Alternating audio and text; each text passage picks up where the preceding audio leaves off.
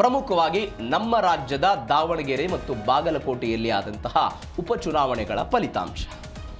ದಾವಣಗೆರೆ ದಕ್ಷಿಣದಲ್ಲಿ ಶಾಮನೂರು ಶಿವಶಂಕರಪ್ಪನವರು ಮೃತಪಟ್ಟ ಹಿನ್ನೆಲೆ ಉಪಚುನಾವಣೆ ಬಂದಿತ್ತು. ಅತಿ ಹಿರಿಯ ಶಾಸಕರಾಗಿದ್ದರು. ಏನೆಲ್ಲ ಬೆಳವಣಿಗೆಗಳಾಯಿತು? ಮುಸ್ಲಿಮರು ಟಿಕೆಟ್ಗಾಗಿ ಬೇಡಿಕೆ ಇಟ್ಟರು, ಕಾಂಗ್ರೆಸ್ ಅದನ್ನು ಕೊಡಲಿಲ್ಲ. ಶಾಮನೂರು ಶಿವಶಂಕರಪ್ಪನವರ ಮೊಮ್ಮಗ ಸಮರ್ಥ ಶಾಮನೂರು ಅವರಿಗೆ ಟಿಕೆಟ್ ಕೊಡಲಾಯಿತು. ಇನ್ನು ಬಿಜೆಪಿಯಿಂದ ಶ್ರೀನಿವಾಸ ದಾಸ ಕರಿಯಪ್ಪನವರು ಎಸ್ಟಿ ಸಮುದಾಯ ಅಹಿಂದ ವರ್ಗಕ್ಕೆ ಸೇರಿದ್ದಂತಹ ಶ್ರೀನಿವಾಸ ದಾಸ ಕರಿಯಪ್ಪನವರನ್ನು ಅಲ್ಲಿ ಕರೆದುಕೊಂಡು ಬರುವ ಪ್ರಯತ್ನವನ್ನು ಮಾಡಿತು, ಚುನಾವಣೆಯನ್ನು ನಿಲ್ಲಿಸಿದರು.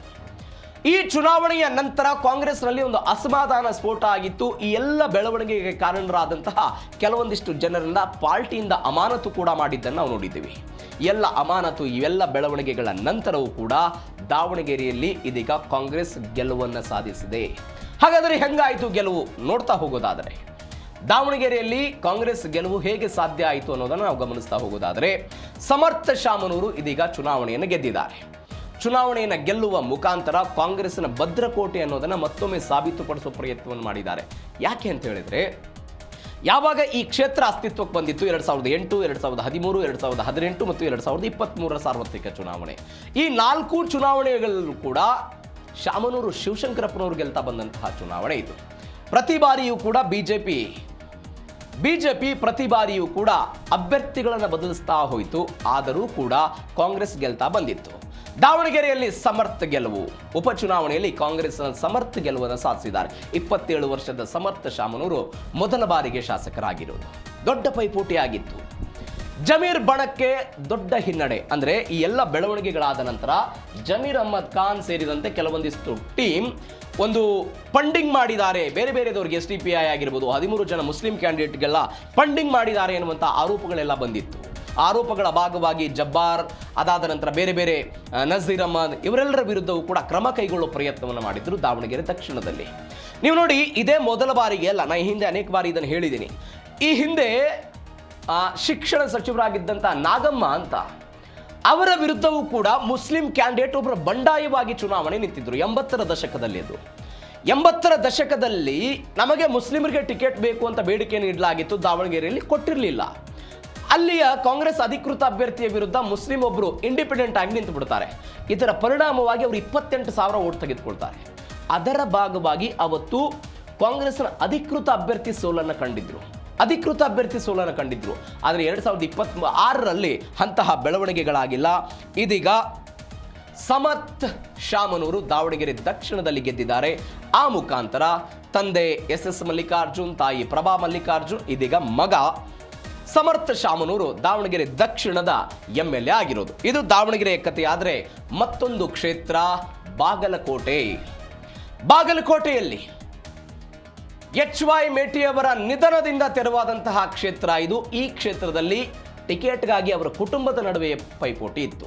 ಅಕ್ಕಮ್ಮ ಮೇಟಿ, ಬಾಯಕ್ಕ ಮೇಟಿ, ಉಮೇಶ್ ಮೇಟಿ ಮತ್ತು ಅವರ ಇನ್ನೊಬ್ಬ ಸಹೋದರರ ನಡುವೆ ದೊಡ್ಡ ಮಟ್ಟದ ಪೈಪೋಟಿ ಇತ್ತು. ನನಗೆ ಬೇಕು ಟಿಕೆಟು, ನನಗೆ ಬೇಕು ಅಂತ. ಇವರೆಲ್ಲರನ್ನೂ ಕೂಡ ಬೆಂಗಳೂರಿಗೆ ಸಿದ್ದರಾಮಯ್ಯನವರು ಕರೆಸಿಕೊಂಡು ಅವರ ಜೊತೆಗೆ ಸಭೆ ಮಾಡಿ ಅವರನ್ನು ಮನವೊಲಿಸುವ ಪ್ರಯತ್ನವನ್ನು ಮಾಡಿದರು. ಕೊನೆಯ ಹಂತವಾಗಿ ಉಮೇಶ್ ಮೇಟಿ ಅವರಿಗೆ ಟಿಕೆಟ್ ಅನ್ನು ಕೊಡಲಾಯಿತು. ಟಿಕೆಟ್ ಅನ್ನು ಕೊಟ್ಟ ನಂತರ ಗೆಲ್ತಾರಾ ಗೆಲ್ಲಲ್ವಾ ಈ ಪ್ರಶ್ನೆ ಸಹಜವಾಗಿತ್ತು. ಬಿಜೆಪಿಯಿಂದ ಸಾಂಪ್ರದಾಯಿಕ ಎದುರಾಳಿ ವೀರಣ್ಣ ಚರಂತಿಮಠ ಅವರಿಗೆ ಮತ್ತೊಮ್ಮೆ ಅವಕಾಶವನ್ನು ಕೊಡಲಾಗಿತ್ತು. ವೀರಣ್ಣ ಚರಂತಿಮಠ ವರ್ಸಸ್ ಉಮೇಶ್ ಮೇಟಿ. ಹಾಗಾದ್ರೆ ಬಾಗಲಕೋಟೆ ಉಪಚುನಾವಣೆಯಲ್ಲಿ ಇದೀಗ ಉಮೇಶ್ ಮೇಟಿ ಗೆದ್ದಿದ್ದಾರೆ. ಸಹಜವಾಗಿ ಉಪಚುನಾವಣೆ ಅಂತ ಹೇಳಿದ್ರೆ ಯಾವ ಆಡಳಿತ ಇರುತ್ತೋ, ಯಾವ ಸರ್ಕಾರ ಇರುತ್ತೋ ಅವರದ್ದೇ ಅಭ್ಯರ್ಥಿಗಳು ಗೆಲ್ತಾರೆ ಅನ್ನುವಂಥದ್ದು ಸದ್ಯಕ್ಕಿರುವಂತಹ ಟ್ರೆಂಡ್ ಅದು. ಯಾಕಂದರೆ ಕಳೆದ ಬಾರಿ ಆದಂಥ ಶಿಗ್ಗಾವಿ, ಸಂಡೂರು, ಅದಾದ ನಂತರ ಚನ್ನಪಟ್ಟಣದಲ್ಲೂ ಕೂಡ ನಾವು ನೋಡಿದ್ದೀವಿ. ಅದರ ಮುಂದುವರೆದ ಭಾಗವಾಗಿ ಬಾಗಲಕೋಟೆ ಮತ್ತು ದಾವಣಗೆರೆ ದಕ್ಷಿಣದಲ್ಲಿ ಆಗಿದೆ ಅಂತ. ಇದೀಗ ಉಮೇಶ್ ಮೇಟಿ 22,232 ಮತಗಳ ಅಂತರದಿಂದ ಗೆದ್ದಿದ್ದಾರೆ. ಸಿದ್ದರಾಮಯ್ಯನವರ ನಾಯಕತ್ವ, ಕುರುಬ ಸಮುದಾಯ ಇಡೀ ದಿನಗಳ ಕಾಲ ಹೋಗಿ ಸಿದ್ದರಾಮಯ್ಯನವರಲ್ಲಿ ಪ್ರಚಾರ ಮಾಡಿದ್ರು. HY ಮೇಟಿ ಆಪ್ತರಾಗಿದ್ರು. ಅವರು ಸರ್ಕಾರದಲ್ಲಿ ಅಬಕಾರಿ ಸಚಿವರು ಕೂಡ ಆಗಿದ್ರು ಅವರು ಈ ಹಿಂದೆ. ಈ ಕಾರಣಕ್ಕಾಗಿ ಆತ್ಮೀಯತೆ ಇತ್ತು HY ಮೇಟಿ ಮತ್ತು ಸಿದ್ದರಾಮಯ್ಯನವರ ಕುಟುಂಬಕ್ಕಾಗಿ. ಎಲ್ಲದರ ಭಾಗವಾಗಿ ಇದೀಗ ಗೆಲ್ಲುವ ಪ್ರಯತ್ನಗಳಾಗಿದೆ. ಆದರೆ ಒಂದು ಗಮನಿಸಬೇಕಾದ ಸಂಗತಿ ಅಂತ ಹೇಳಿದ್ರೆ, ನಾವು 2023ರ ಸಾರ್ವತ್ರಿಕ ಚುನಾವಣೆಯಲ್ಲಿ HY ಮೇಟಿ ಕೇವಲ 5,000 ಚಿಲ್ಲರೆ ಮತಗಳಿಂದ ಗೆದ್ದಿದ್ರು. 5,000 ಮತಗಳಿಂದ ಮಾತ್ರ ಗೆದ್ದಿದ್ದು. ಅದಕ್ಕೆ ಒಂದು ಕಾರಣ ಕೂಡ ಇತ್ತು. ಸತೀಶ್ ಜಾರಕಿಹೊಳಿಯಲ್ಲಿ ಉಸ್ತುವಾರಿಯಾಗಿದ್ದರು, ಚುನಾವಣಾ ಉಸ್ತುವಾರಿಯಾಗಿ ಕೆಲಸ ಮಾಡಿದ್ದಾರೆ. ಯಾಕೆ 5,000 ಅಂತರ ಇತ್ತು, ಇದೀಗ 22,000 ಯಾಕಾಯಿತು ಅನ್ನೋದೊಂದು ಡಿಫ್ರೆನ್ಸ್ ನೋಡೋದಾದ್ರೆ, ಕಳೆದ ಬಾರಿ ಏನಾಗಿತ್ತು, ಮಲ್ಲಿಕಾರ್ಜುನ್ ಚರಂತಿಮಠ್, ವೀರಣ್ಣ ಚರಂತಿಮಠ್ ಅವರ ಸಹೋದರ ಮಲ್ಲಿಕಾರ್ಜುನ್ ಚರಂತಿಮಠ್ ಬಂಡಾಯ ಅಭ್ಯರ್ಥಿಯಾಗಿ ಚುನಾವಣಾ ಕಣಕ್ಕಿಳಿದಿದ್ರು. ಅವರೊಂದಿಷ್ಟು 10,000 12,000 ಮತಗಳನ್ನು ಪಡೆದುಕೊಂಡಿದ್ರು. ಅದರ ಭಾಗವಾಗಿ ವೀರಣ್ಣ ಚರಂತಿಮಠ್ ಚುನಾವಣೆಯಲ್ಲಿ ಸೋತುಬಿಟ್ರು. ಎಷ್ಟು ಮತಗಳಿಂದ? 5,000 ಮತಗಳಿಂದ. ಈ ಬಾರಿ ಮಲ್ಲಿಕಾರ್ಜುನ್ ಚರಂತಿಮಠ್ ಸ್ಪಷ್ಟವಾಗಿ ಹೇಳಿದ್ರು, ನನ್ನ ಸಪೋರ್ಟ್ ಕಾಂಗ್ರೆಸ್ಗೆ ಇರುತ್ತೆ ಅಂತ. ಕಾಂಗ್ರೆಸ್ ಅಭ್ಯರ್ಥಿಯ ಪರವಾಗಿ ಕೆಲಸ ಮಾಡಿದ್ದಾರೆ. ಆರ್.ವಿ. ತಿಮ್ಮಾಪುರ್ ಕೆಲಸ ಮಾಡಿದ್ರಲ್ಲಿ ಹೋಗಿ, ಅದೇ ಜಿಲ್ಲೆ ಬಾಗಲಕೋಟೆಯ ಚುನಾವಣೆ ಅವರ ಪರವಾಗಿ ಕೆಲಸವನ್ನು ಮಾಡಿದ್ರು. ಎಲ್ಲದರ ಭಾಗವಾಗಿ ಲೀಡ್ ಜಾಸ್ತಿ ಆಗಿದೆ. ಈ ಬಾರಿ ಬಾಗಲಕೋಟೆಯಲ್ಲಿ ಲೀಡ್ ಜಾಸ್ತಿ ಆಗಿದೆ, ಆದರೆ ದಾವಣಗೆರೆಯಲ್ಲಿ ಲೀಡ್ ಕಡಿಮೆ ಆಗಿದೆ. 2023ರಲ್ಲಿ ಶಾಮನೂರು ಶಿವಶಂಕರಪ್ಪನವರು 27,000 ಚಿಲ್ಲರೆ ಮತಗಳಿಂದ ಗೆದ್ದಿದ್ರೆ, ಈ ಬಾರಿ ಅವರ ಮೊಮ್ಮಗ 5,000 ಚಿಲ್ಲರೆ ಮತಗಳಿಂದ ಗೆದ್ದಿದ್ದಾರೆ. ಗೆಲುವೆ, ಆದರೆ ಅಂತರ ಕಡಿಮೆ ಆಗಿದೆ ದಾವಣಗೆರೆ ದಕ್ಷಿಣದಲ್ಲಿ. ಆದರೆ ಬಾಗಲಕೋಟೆಯಲ್ಲಿ ಅಂತರ ಜಾಸ್ತಿ ಆಗಿದೆ. 5,000ದಿಂದ ಹಿಡಿದು ಅದು 22,000ಕ್ಕೆ ಏರಿಕೆ ಆಗಿದೆ. ಇದು ಕರ್ನಾಟಕದ ಬೈ ಎಲೆಕ್ಷನ್ ರಿಸಲ್ಟ್. ಮತ್ತೊಂದು ಕಡೆ ನಮ್ಮ ಪಕ್ಕದ ರಾಜ್ಯ ಕೇರಳದಲ್ಲಿ ಎಡರಂಗ ಪತನ ಆಗಿದೆ. ಕೈ ನೇತೃತ್ವದ ಸರ್ಕಾರ ಅಧಿಕಾರಕ್ಕೆ ಬಂದಿದೆ. ಇಂತಹ ಸಮೀಕ್ಷೆಗಳೇ ಹೊರಗೆ ಬಂದಿತ್ತು. ಪಿಣರಾಯಿ ವಿಜಯನ್ ನೇತೃತ್ವದ ಸರ್ಕಾರದ ವಿರುದ್ಧ ಆಕ್ರೋಶ ಇದೆ, ಜನಾಕ್ರೋಶ ಇದೆ. ಈ ಕಾರಣಕ್ಕಾಗಿ ಆ ಸರ್ಕಾರ ಪತನ ಆಗುತ್ತೆ, ಕಾಂಗ್ರೆಸ್ ನೇತೃತ್ವದ ಸರ್ಕಾರ ಅಲ್ಲಿ ಅಧಿಕಾರಕ್ಕೆ ಬರುತ್ತೆ ಅಂತ. ಅಲ್ಲಿ ಒಂದು ಸಂಪ್ರದಾಯನೇ ಇತ್ತು. ಏನು ಸಂಪ್ರದಾಯ? ಒಂದು ಬಾರಿ LDF, ಒಂದು ಬಾರಿ UDF, ಒಂದು ಬಾರಿ ಅವರ ಅಧಿಕಾರಕ್ಕೆ, ಮತ್ತೊಂದು ಬಾರಿ ಇವರು ಅಧಿಕಾರಕ್ಕೆ ಬರುವಂಥ ಸಂಪ್ರದಾಯ ಇತ್ತು. ಆದರೆ 2016ರಲ್ಲಿ ಗೆದ್ದಂತಹ ಪಿಣರಾಯಿ ವಿಜಯನ್ ನೇತೃತ್ವದ ಮೈತ್ರಿಕೂಟ 2021ರಲ್ಲೂ ಕೂಡ ಗೆದ್ದು ಹೋಗ್ಬಿಟ್ಟಿತ್ತು. ಈ ಗೆಲುವಿನ ನಂತರ ಇದೀಗ ಒನ್ಸ್ ಅಗೇನ್ ಕಾಂಗ್ರೆಸ್ ನೇತೃತ್ವದ ಮೈತ್ರಿಕೂಟ ಕೇರಳದಲ್ಲಿ ಅಧಿಕಾರಕ್ಕೆ ಬರ್ತಾ ಇದೆ. ಭಾರತದಲ್ಲಿ ಮೊದಲ ಕಮ್ಯುನಿಸ್ಟ್ ಸರ್ಕಾರ 1957ರಲ್ಲಿ ರಚನೆ ಆಗಿತ್ತು. ಎಲ್ಲಿ? ಕೇರಳದಲ್ಲಿ. ನಂಬೂದಿರಿಪಾಳ್ ಅವತ್ತಿನ ಮುಖ್ಯಮಂತ್ರಿ ಆಗಿದ್ರು. ಸ್ವಲ್ಪ ಇತಿಹಾಸಕ್ಕೆ ನಾವು ಹೋಗೋದಾದರೆ 1957ರಲ್ಲಿ ಅಲ್ಲಿ ಸರ್ಕಾರ ರಚನೆ ಆಗಿತ್ತು. ಯಾರ ಸರ್ಕಾರ? ನಂಬೂದಿರಿಪಾಳ್, CPI ನೇತೃತ್ವದಲ್ಲಿ. ಇದು ಮತ್ತೊಂದು ವಿಶೇಷ ಅಂತ ಹೇಳಿದ್ರೆ, ಜಗತ್ತಿನಲ್ಲೇ ಪ್ರಜಾಸತ್ತಾತ್ಮಕವಾಗಿ ಆಯ್ಕೆಯಾದ ಮೊದಲ ಸರ್ಕಾರ ಆಗಿತ್ತು, ಕಮ್ಯುನಿಸ್ಟ್ ಸರ್ಕಾರ ಆಗಿತ್ತು. ವಿಪರ್ಯಾಸ ಅಂದರೆ ಇವತ್ತು ಈ ಸರಿಸುಮಾರು ಅನೇಕ ವರ್ಷಗಳ ನಂತರ ಇದೀಗ ಅಲ್ಲಿ ಅಧಿಕಾರವನ್ನು ಕಳೆದುಕೊಂಡ್ಬಿಟ್ಟಿದೆ. ಒಟ್ಟಾರೆ ಇಡೀ ದೇಶದಲ್ಲಿ ಎಲ್ಲವೂ ಕೂಡ ಎಡಪಕ್ಷಗಳ ಆಡಳಿತ ಸದ್ಯಕ್ಕೆ ಇಲ್ಲ. ಇದೀಗ ಕಾಂಗ್ರೆಸ್ ಅಲ್ಲಿ ಆಡಳಿತಕ್ಕೆ ಬರ್ತಾ ಇದೆ. ಇದು ಕೇರಳದ ಅಧಿಕಾರದ ಅವಧಿಗಳು ಅಥವಾ ಅಧಿಕಾರಕ್ಕೆ ಬಂದವರ ಕಥೆ. ಆದರೆ ಮತ್ತೊಂದು ಕಡೆ ಪುದುಚೇರಿ, ಕೇಂದ್ರಾಡಳಿತ ಪ್ರದೇಶ ಪುದುಚೇರಿಯಲ್ಲಿ NDA ಮೈತ್ರಿಕೂಟ ಅಧಿಕಾರಕ್ಕೆ ಬರ್ತಾ ಇದೆ.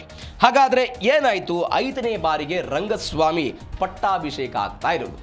ಇಡೀ ಪುದುಚೇರಿಯ ಇತಿಹಾಸದಲ್ಲಿ ಈ ವ್ಯಕ್ತಿ ಸುದೀರ್ಘ ಅವಧಿಗಳ ಕಾಲ ಪುದುಚೇರಿಯ ಮುಖ್ಯಮಂತ್ರಿ ಆಗಿದ್ದವರು ಎನ್ನುವಂಥ ಐತಿಹಾಸಿಕ ದಾಖಲೆಯನ್ನು ಬರೆಯೋದಕ್ಕೆ ಸಜ್ಜಾಗಿದ್ದಾರೆ. ಕೇಂದ್ರಾಡಳಿತ ಪ್ರದೇಶ ಪುದುಚೇರಿಯಲ್ಲಿ ಸತತ 2ನೇ ಬಾರಿಗೆ NDA ಇದೀಗ ಅಧಿಕಾರಕ್ಕೆ ಬಂದಿದೆ. 5ನೇ ಬಾರಿಗೆ ಮುಖ್ಯಮಂತ್ರಿಯಾಗಿ ಇತಿಹಾಸವನ್ನು ಬರೀತಾರೆ ಈ ರಂಗಸ್ವಾಮಿ. 30 ಸ್ಥಾನಗಳ ಪೈಕಿ 16 ಸ್ಥಾನ ಬೇಕು ಬಹುಮತಕ್ಕೆ. ಆ 16 ಸ್ಥಾನಗಳನ್ನು ಅವರು ಆ ಮೈತ್ರಿಕೂಟ ಸಿಕ್ಕಿದೆ. ಕಲ್ಯಾಣ ಯೋಜನೆಗಳು, ಜನಸಾಮಾನ್ಯರ ಜೊತೆಗಿನ ಒಡನಾಟ, ಇದೆಲ್ಲದಕ್ಕೂ ಕೂಡ ಸಂದಂತಹ ಜಯ ಅಂತ ಹೇಳ್ತಿದ್ದಾರೆ. ಕಳೆದ ಬಾರಿಯೂ ಕೂಡ ಅಲ್ಲಿ ಅಧಿಕಾರವನ್ನು ಅವರು ರಚನೆ ಮಾಡಿದ್ರು. ಎಲ್ಲ ಸಮೀಕ್ಷೆಗಳು ಕೂಡ ಇದನ್ನೇ ಹೇಳಿತ್ತು. ಅಸ್ಸಾಂ ಮತ್ತು ಪುದುಚೇರಿಯಲ್ಲಿ ಒನ್ಸ್ ಅಗೇನ್ BJP ನೇತೃತ್ವದ ಆಡಳಿತವೇ ಬರುತ್ತೆ ಅಂತ. ಇದೀಗ ಆ ಆಡಳಿತವೂ ಕೂಡ ಬರ್ತಾ ಇದೆ. ಇವರನ್ನ ಮಣ್ಣಿನ ಮಗ ಅಂತ ಕರೀತಾರಲ್ಲೇ, ಮಣ್ಣಿನ ಮಗ ಅಂತ ಕರೀತಾರೆ. ಹೀಗಾಗಿ 16ಕ್ಕೂ ಹೆಚ್ಚು ಸ್ಥಾನಗಳನ್ನು ಗೆದ್ದು ಈ ಮೈತ್ರಿಕೂಟ ಮತ್ತೊಮ್ಮೆ ಪುದುಚೇರಿಯಲ್ಲಿ ಆಡಳಿತವನ್ನು ಮಾಡ್ತಾ ಇದೆ. ಮತ್ತೊಂದು ರಾಜ್ಯ ಅಸ್ಸಾಂ. ಭಾರಿ ಇಂಟ್ರೆಸ್ಟ್ ಆಗಿರುವಂತಹ ರಾಜ್ಯ ಇದು. ಸತತ 3ನೇ ಬಾರಿಗೆ ಅಸ್ಸಾಂನಲ್ಲಿ BJP ಸರ್ಕಾರವನ್ನು ರಚನೆ ಮಾಡ್ತಾ ಇದೆ. ಈ ಐತಿಹಾಸಿಕ ದಾಖಲೆಯ ಮುಖಾಂತರ ಅಸ್ಸಾಂ ರಾಜ್ಯದಲ್ಲಿ ಕಾಂಗ್ರೆಸ್ ಏತರ ಸರ್ಕಾರ, ಅಂದರೆ ಕಾಂಗ್ರೆಸ್ ಅನ್ನು ಹೊರತುಪಡಿಸಿ ಸತತ 3ನೇ ಬಾರಿಗೆ ಅಧಿಕಾರಕ್ಕೆ ಬರ್ತಾ ಇರುವಂತಹ ಪಾರ್ಟಿ ಇದು, ಮೈತ್ರಿಕೂಟ ಇದು. ಹಿಮಂತ್ ಬಿಸ್ವಾ ಶರ್ಮಾ ನೇತೃತ್ವದ BJP ಇದೀಗ ಅಲ್ಲಿ ಗೆಲುವನ್ನು ಸಾಧಿಸಿದೆ. ಸ್ವಲ್ಪ ಇತಿಹಾಸಕ್ಕೆ ಹೋದರೆ 2015ರಲ್ಲಿ ಹಿಮಂತ್ ಬಿಸ್ವಾ ಶರ್ಮಾ ಕಾಂಗ್ರೆಸ್ನಲ್ಲಿ ಇದ್ದರು.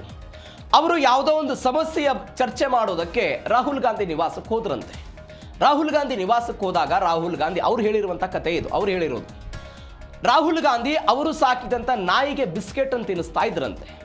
ಅದೇ ಬಿಸ್ಕೆಟನ್ನು ನಾವು ಯಾರು ಭೇಟಿಗೆ ಹೋಗಿದ್ವಲ್ಲ, ನಮಗೆ ಅದೇ ಬಿಸ್ಕೆಟನ್ನು ರಾಹುಲ್ ಗಾಂಧಿ ಕೊಟ್ಟಿದ್ರು. ಅಂದರೆ ನಮ್ಗೆ ಹೋದವರಿಗೆ ಅಲ್ಲಿ ಮರ್ಯಾದೆ ಕೊಡಲಿಲ್ಲ, ನಮ್ಮನ್ನು ಮಾತನಾಡಿಸೋ ಪ್ರಯತ್ನವನ್ನು ಮಾಡಲಿಲ್ಲ ಅಂತ ಹಿಮಂತ್ ಬಿಸ್ವಾ ಶರ್ಮಾ ಕಾಂಗ್ರೆಸ್ನಿಂದ ಹೊರಗಡೆ ಬಂದು BJP ಸೇರಿದ್ರು. ಇದೀಗ ಸತತವಾಗಿ 3ನೇ ಬಾರಿಗೆ ಅಲ್ಲಿ ಹಿಮಂತ್ ಬಿಸ್ವಾ ಶರ್ಮಾ ನೇತೃತ್ವದ BJP ಸರ್ಕಾರ ಗೆಲ್ತಾ ಇದೆ.